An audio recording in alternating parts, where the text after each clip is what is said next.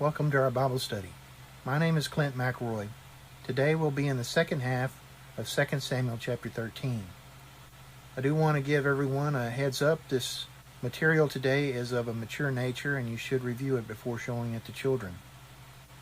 We will be meeting today at 10 a.m., so please join us if you can. Hope to see you there. Masks will be available at the door for anyone who needs one. If you're sick in any way, please don't come to the auditorium, but instead stay home and enjoy the streaming service. We'll also be meeting for Bible classes at 9 a.m., so please join us for those if you can. You're welcome to join us in the auditorium to watch this class on the large screen. We want everyone to know we have these English Standard Version Bibles from the World Bible School available. If you care to have one, please contact our church office and we'll make arrangements to get you one. Our sick list is very, very long, so please do look at our bulletin for more information. Our sympathies are extended to the family of Dorothy Spicer, who passed away on March 4th. Services were March 12th. Our sympathies are also extended to the family of Norma Ferguson, who died on March 3rd, and services were on the 12th. Our prayers go up for Brenda Stockton, who has asked for our support, so please keep her in your prayers. Diane Aycock has had good news. She's had her surgery and is recovering. Please continue to keep in your prayers Carmen Rohrman, Sharon Payton, Glenda Wood, the grandmother of Joseph McWhorter, James Howard, Emma Richardson, Jeanette Inman, Betty Smith, Jerry Clack, Don Jones, Marianne Kinsey, April Askew, Donnie Glenn Dixon, and I would ask that you keep in your prayers my friend David Garza, who is recovering from cancer. He's had good news and has finished his most recent round of chemo. And also keep my son, Michael McElroy, in your prayers. He woke up Saturday morning with a respiratory infection, and we're very concerned about him. We also want to remember Jeff Amix's mother.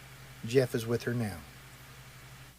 As is our custom, we want to remember the story of the two men on the road to Emmaus, who were joined by a third man on the way. When they got to their destination, Jesus revealed himself to have been that third man, and then parted from them. The two men remembered that while Jesus had been with them, there had been a burning in their hearts. It's that burning that they had in their hearts in the presence of Jesus that we hope to kindle in our own hearts by drawing closer to the Lord through a study of His Word. We also want to remember the admonitions of Leviticus chapter 19, to be holy, for the Lord our God is holy. We also want to keep in our thoughts the stories of Rehoboam, Jeroboam, and the prophet that came to Jeroboam. Rehoboam listened to the advice of young, inexperienced advisors rather than older, wiser men, and as a result, the northern tribes became discontented and separated themselves from Rehoboam's kingdom. The northern tribes were led by Jeroboam, who had been told by God while Solomon was still on the throne that he would lead the northern tribes when they separated from the kingdom. He lived in exile until Solomon passed and then came back and took over the northern kingdom just as God had told him.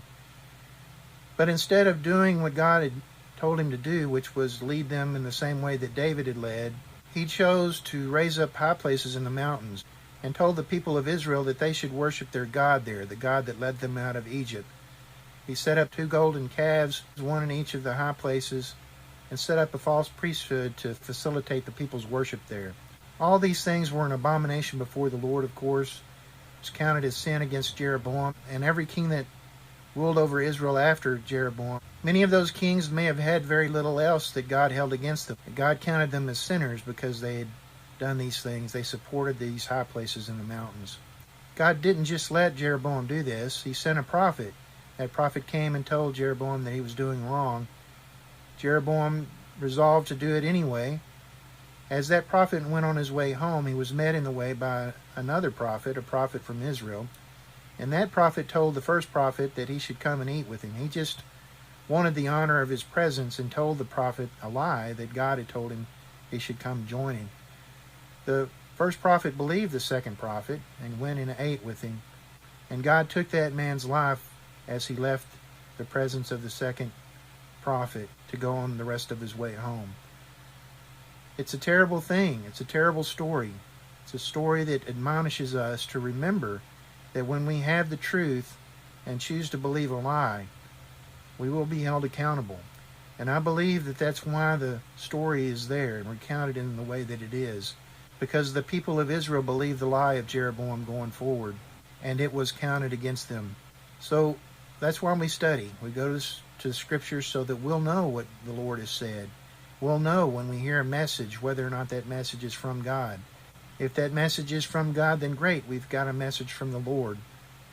But if that message is inconsistent with what has been told to us by God already, then it is not God's message, and we should reject the message and the one that brings it. So I hope that you would bear with me as we study together. If you find that I've misrepresented something in the scripture, I hope that you'll come to me and let me know, that you will study with me and that we can find the truth together. I hope you'll find a word of encouragement in today's lesson from the second half of 2 Samuel chapter 13. 2 Samuel chapter 13 from the English Standard Version, starting in verse 23. After 2 full years, Absalom had sheep shearers at Baal Hazor, which is near Ephraim, and Absalom invited all the king's sons. And Absalom came to the king and said, Behold, your servant has sheep shearers.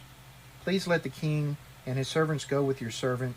But the king said to Absalom, No, my son, let us not all go, lest we be burdensome to you. He pressed him, but he would not go, but gave him his blessing. Verse 26. Then Absalom said, If not, please let my brother Amnon go with us. And the king said to him, Why should he go with you? But Absalom pressed him until he let Amnon and all the king's sons go with him. Then Absalom commanded his servants, Mark when Amnon's heart is merry with wine, and when I say to you, Strike Amnon, then kill him. Do not fear. Have I not commanded you? Be courageous and be valiant. So the servants of Absalom did to Amnon as Absalom had commanded. Then all the king's sons arose, and each mounted his mule and fled. Verse 30. While they were on the way, news came to David, Absalom has struck down all the king's sons, and not one of them is left. Verse 31. Then the king arose and tore his garments and lay on the earth, and all his servants who were standing by tore their garments. But Jonadab, the son of Shemaiah, David's brother, said, Let not my lord suppose that they have killed all the young men, the king's sons, for Amnon alone is dead. For by the command of Absalom, this has been determined from the day he violated his sister Tamar. Now therefore let not my lord the king take it to heart, as to suppose that all the king's sons are dead, for Amnon alone is dead. Verse 34. But Absalom fled, and the young man who kept the watch lifted up his eyes and looked, and behold, many people were coming from the road behind him by the side of the mountain. And Jonadab said to the king, Behold, the king's sons have come. As your servant said, so it has come about. Verse 36. And as soon as he had finished speaking, behold, the king's sons came and lifted up their voice and wept. And the king also, and all his servants wept very bitterly. Verse 37. But Absalom fled and went to Talmai, the son of Ammihud, king of Geshur. And David mourned for his son day after day. So Absalom fled and went to Geshur, and was there 3 years. And the spirit of the king longed to go out to Absalom, because he was comforted about Amnon, since he was dead.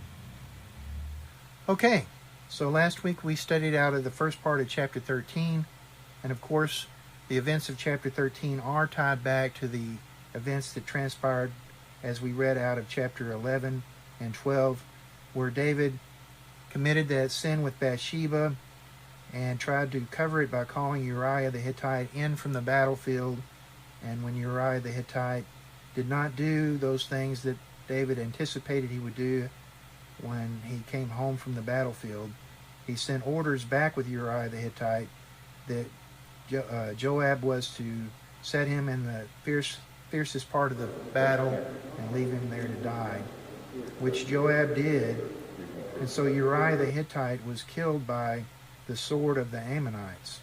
And in chapter 12 we see that the Lord sent Nathan the prophet to come to David, and I'm not sure if this is Nathan, David's son, or not, but Nathan came and told David the story of the rich man and the poor man, how the rich man had taken the poor man's one lonely lamb and prepared it for a traveler who had visited him rather than serve that man from his own flocks. David was outraged by this and said that this man should be punished, and Nathan said, You are the man. And then Nathan pronounced the judgment of the Lord against David. And I do apologize. I realize there's some background noise, but I'm just going to have to continue over it. When I started recording, everybody and their dog seems to have come by my house, and I'm right by the road, so everything that happens in the street is just coming up, and I can't stop the dog from barking, and I can't put a roadblock up. So there you go. Nathan said to David, "You are the man, thus says the Lord." And he pronounced the judgment of the Lord against David. And David said, "I have sinned," in verse 13 of chapter 12. Nathan said to him, "The Lord has put away your sin. You shall not die." So he delivered him from the demand of death for the sins that he committed, which were many. David did many, many things that were wrong in chapter 11. But he did pronounce that there would be a judgment on David, and that would involve these kinds of things that we have read about in chapter 13, and we're fixing to review those things. But I do want to say one thing. I do appreciate Scott's sermon on Sunday. Scott has a little bit different opinion about the events of chapter 11 than I do, and he shared that, and I think that is absolutely important, that we consider the events of chapter 11 in the light of many different perspectives. Certainly, I've told you what I think happened between David and Bathsheba. That is my personal opinion, and my personal opinion clouds the rest of the story as I've related it to you. So it is absolutely imperative, I believe, that we also look at that story through the lens that Scott shared with us through his sermon this past Sunday.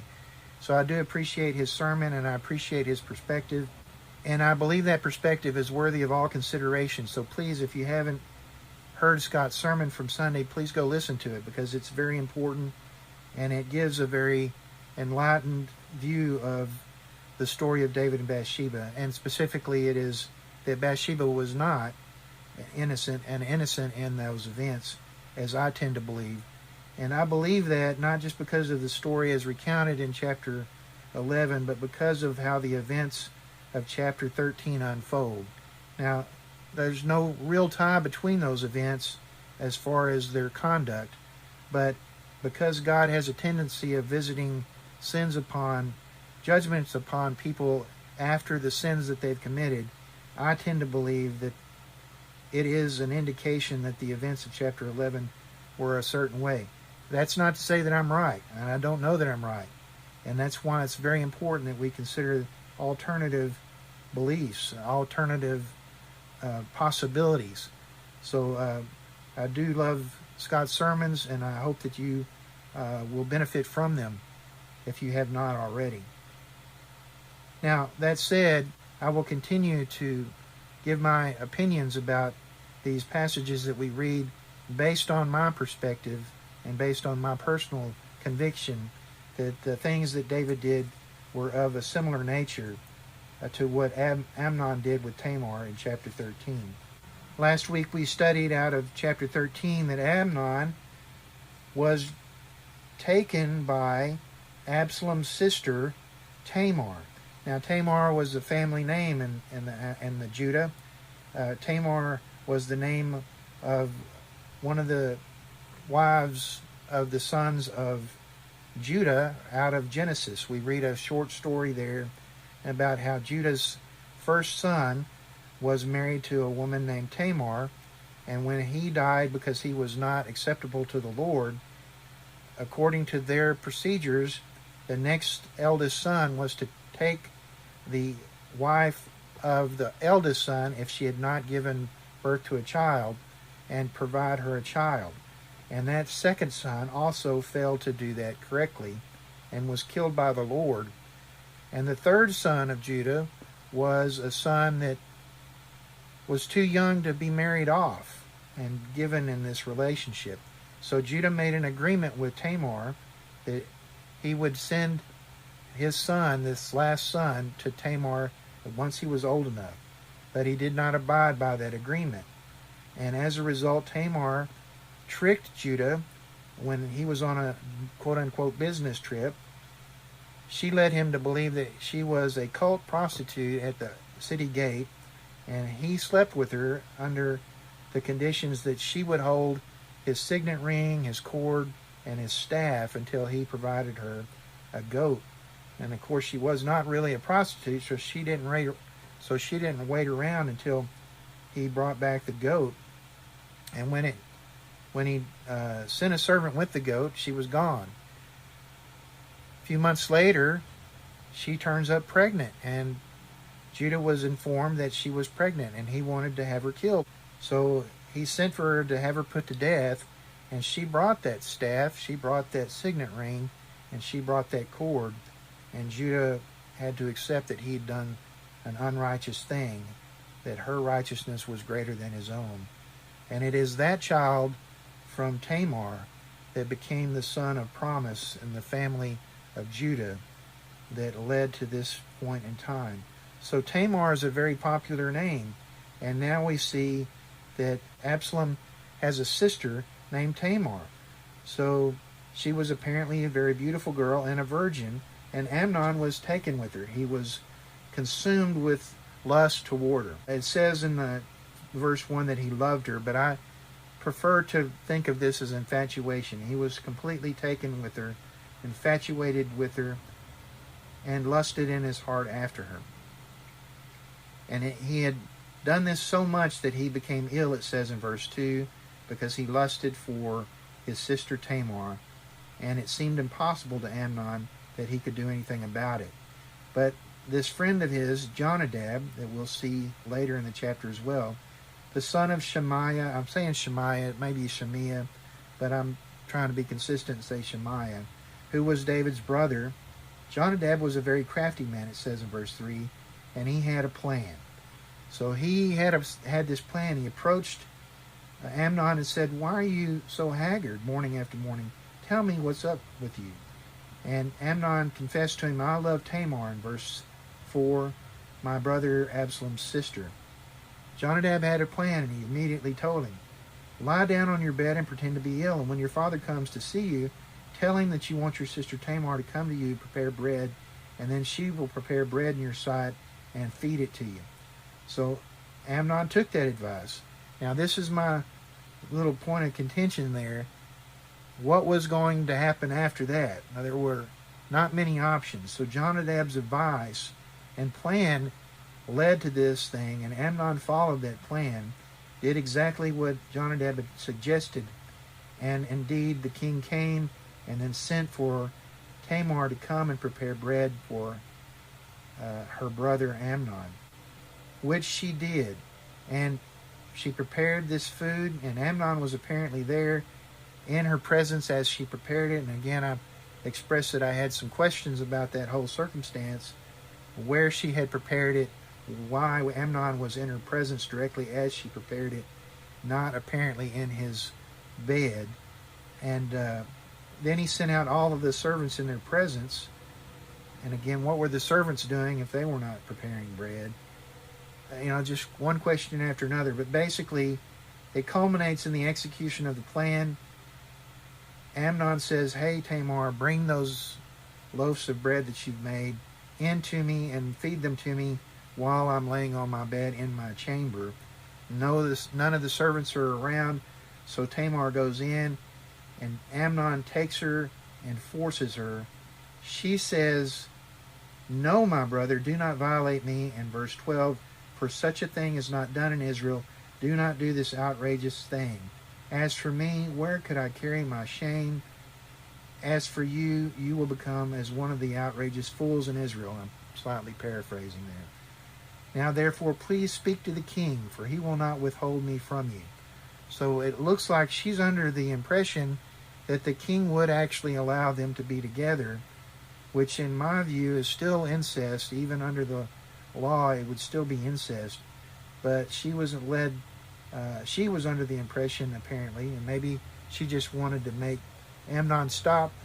That part of it's unclear to me. But he would not listen to her in verse 14, and being stronger than she, he violated her and lay with her. So it's a terrible thing that he did, and immediately he hated her with very great hatred. So this is a key indication of infatuation rather than love. Love is a very particular thing, and we have very good definitions of what love is if we'll go and read them.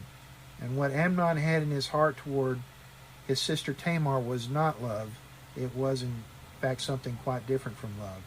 And one of the key indicators of that is that there is no way to fulfill that and remain in it.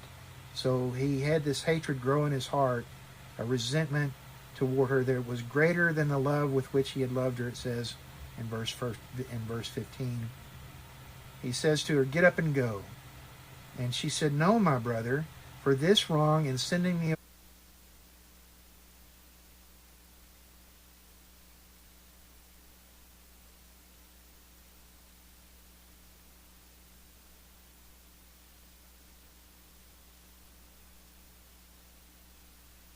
I heard the voice of down on your bed and pretend to be ill. And when your father comes to see you, tell him that you want your sister Tamar to come to you, prepare bread, and then she will prepare bread in your sight and feed it to you." So Amnon took that advice. Now this is my little point of contention there. What was going to happen after that? Now there were not many options. So Jonadab's advice and plan led to this thing, and Amnon followed that plan, did exactly what Jonadab had suggested, and indeed the king came and then sent for Tamar to come and prepare bread for her brother Amnon, which she did. And she prepared this food, and Amnon was apparently there in her presence as she prepared it. And again, I expressed that I had some questions about that whole circumstance, where she had prepared it, why Amnon was in her presence directly as she prepared it, not apparently in his bed. And then he sent out all of the servants in their presence. And again, what were the servants doing if they were not preparing bread? Just one question after another. But basically, it culminates in the execution of the plan. Amnon says, "Hey, Tamar, bring those loaves of bread that you've made into me and feed them to me while I'm laying on my bed in my chamber." None of the servants are around, so Tamar goes in, and Amnon takes her and forces her. She says, "No, my brother, do not violate me." In verse 12, "For such a thing is not done in Israel. Do not do this outrageous thing. As for me, where could I carry my shame? As for you, you will become as one of the outrageous fools in Israel." I'm slightly paraphrasing there. "Now, therefore, please speak to the king, for he will not withhold me from you." So it looks like she's under the impression that the king would actually allow them to be together, which in my view is still incest. Even under the law, it would still be incest. But she was she was under the impression, apparently, and maybe she just wanted to make Amnon stop. That part of it's unclear to me. But he would not listen to her in verse 14, and being stronger than she, he violated her and lay with her. So it's a terrible thing that he did, and immediately he hated her with very great hatred. So this is a key indication of infatuation rather than love. Love is a very particular thing, and we have very good definitions of what love is if we'll go and read them. And what Amnon had in his heart toward his sister Tamar was not love. It was, in fact, something quite different from love. And one of the key indicators of that is that there is no way to fulfill that and remain in it. So he had this hatred grow in his heart, a resentment toward her that was greater than the love with which he had loved her, it says in verse 15. He says to her, "Get up and go." And she said, "No, my brother, for this wrong in sending me away is greater than the other that you did to me." But he would not listen to her. So he had done this thing to her, and she was arguing that now to send her away was even worse than the first thing. And I agree that it was bad, but I'm not sure that it was worse. But it was a thing that he should not have tried to deny. He should have owed up to it and paid the price right there. But he did not do so. He called for his servant to take her and force her out of the room and bolt the door after her. So she was cast out. She had a long robe on with sleeves, for thus were the virgin daughters of the king dressed, it says in verse 18. And having put her out, she tore the long robe and put ashes on her head and lay her hand on her head. I envision it this way, like a woman in peril, like you might have seen in traditional art. That's the way I envision that, not to make light of the situation, but Tamar put ashes on her head, tore the long robe that she wore, and laid her hand on her head and went away, crying aloud as she went. And her brother Absalom said to her, "Has Amnon your brother been with you? Now hold your peace, my sister. It is your brother. Do not take this to heart." So I think he was trying to comfort her and basically told her, "Leave this to me. I'll take care of it." I don't think he was telling her that it was no big deal. It was a big deal. And Tamar lived a desolate woman in her brother Absalom's house. So it was a terrible circumstance. When King David heard of all these things, he was very angry. And in a footnote, it says from the Dead Sea Scrolls, there was the additional line, "But he would not punish his son Amnon because he loved him since he was his firstborn." And if we go back and look in chapter 3, we see that Amnon was, in fact, David's firstborn. And we see the sons of David defined in chapter 3 before he was king of all Israel, and in chapter 5 after he was king of all Israel. So we know who all the sons of David were. Going on in today's reading, after 2 full years, Absalom had sheep shearers at Baal Hazor, which is near Ephraim, and Absalom invited the king's sons. So here's a pretense of a circumstance in which there was an excuse to have the family together, and Absalom intended to take advantage of it. And now I hear birds in the background, so I do ask your forgiveness of these noises. And Absalom came to the king and said, "Behold, your servant has sheep shearers. Please let the king and his servants go with your servant." But the king said to Absalom, "No, let us not all go, lest we all be burdensome to you." So the king didn't, in my mind's eye, David didn't want to go out and watch all this sheep shearing. And this was a kind of celebratory situation. It was an interesting thing among people that keep sheep. Sheep shearing is kind of a party, festival type engagement. I've seen this in documentaries nowadays, even among people that keep sheep. It's a kind of a big thing for everybody to get together and shear the sheep. He pressed him, but he would not go, but he did give him his blessing. So Absalom said, "If not, please let my brother Amnon go with us." And the king said, "Why should he go with you?" But Absalom pressed. And I mean, Absalom must have been a good arguer. And we're going to see more about Absalom later, and very persuasive person. So we can see from what we learn about him later why he might have had such a persuasive effect on people. But when Absalom pressed him, the king let all the sons go with him. So Absalom commanded his servants when they got there, "Mark when Amnon's heart is merry with wine, and when I say to you, strike Amnon, then kill him. And do not fear, because I have commanded you." Or have I not commanded you? So he was telling his servants that they had no reason to be fearful of taking this action against Amnon, because he had given the order. Now, this, I believe, is tied back to not just Absalom being a prince and Amnon being a prince, but the concept of an avenger of blood. Now, we tend to think of the avenger of blood in regards to accidental deaths, or deaths that may or may not have been accidental but have the appearance of an accidental nature. And the people guilty of those kinds of circumstances would flee to the cities of refuge, and then an avenger of blood was not allowed to go in pursuit of that person into the city of refuge.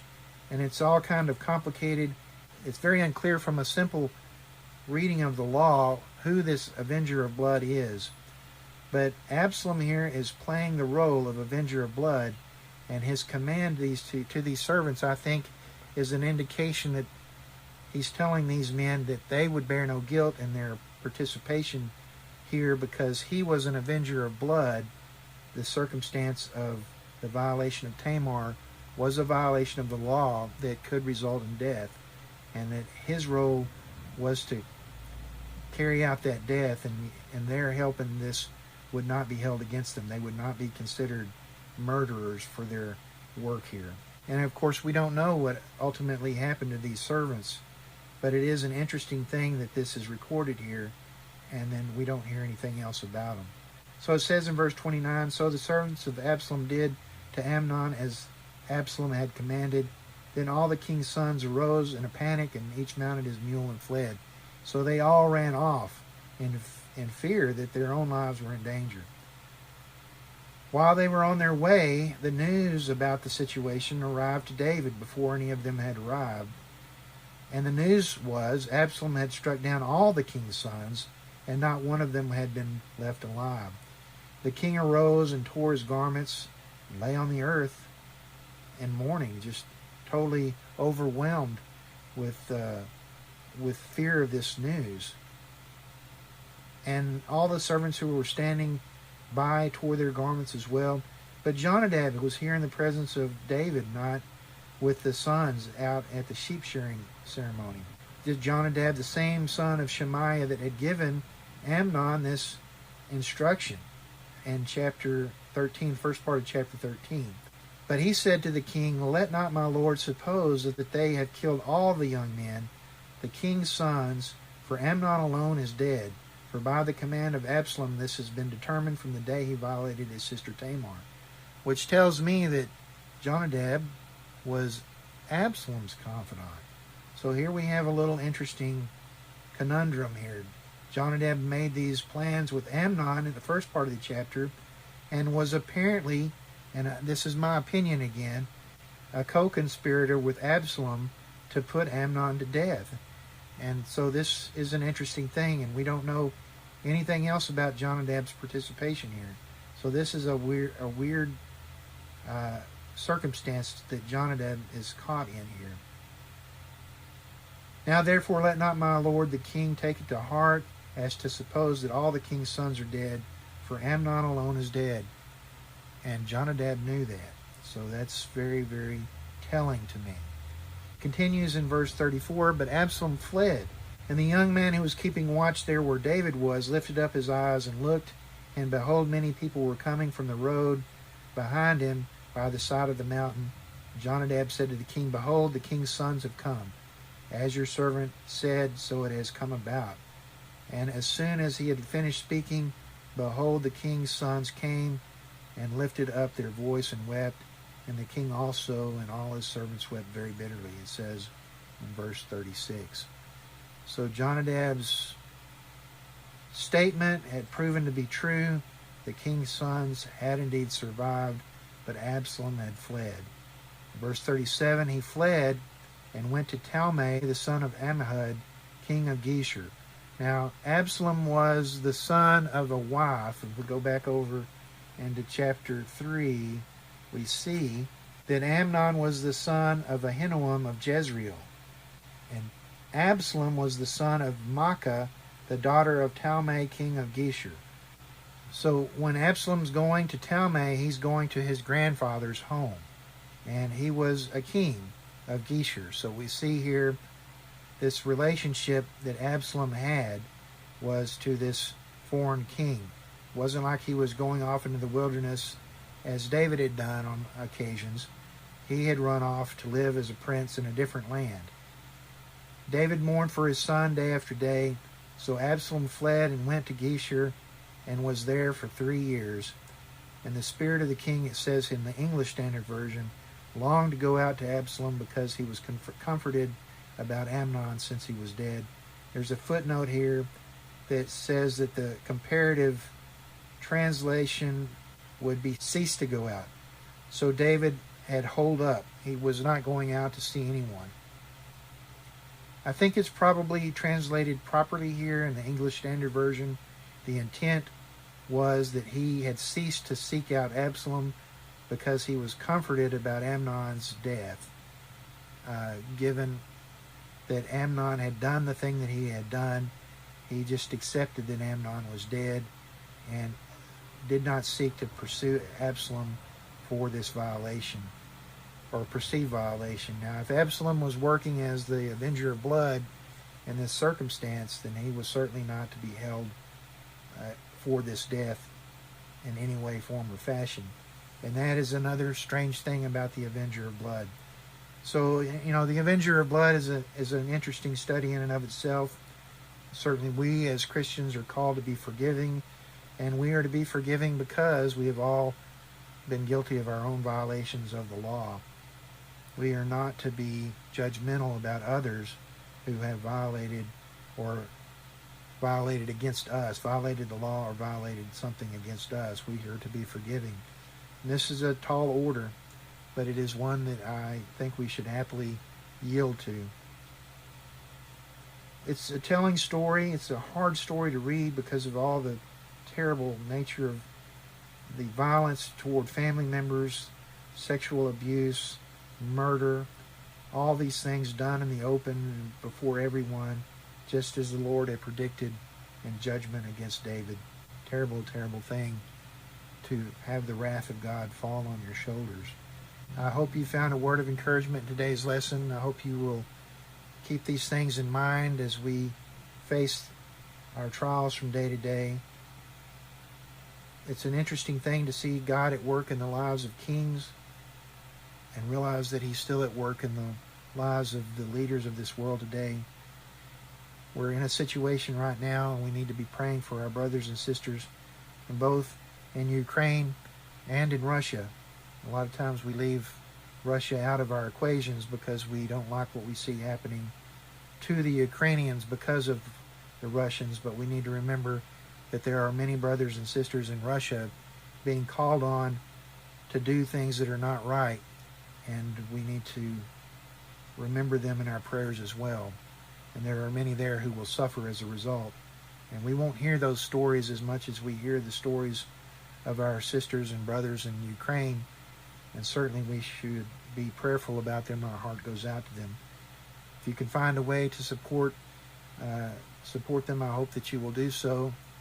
There are many, many Ukrainians in the United States, and I have been surprised about how many people of Russian descent that I just knew as Russians have turned out to be Ukrainians, and I believe honestly so. I'm sure there are some Russians who don't want to owe up to being Russian rather than Ukrainian, but there are quite a few people that I had just previously considered Russian who are Ukrainians, and I think in offering them support and encouragement, we can offer some measure of support and encouragement to their families back in Ukraine as well.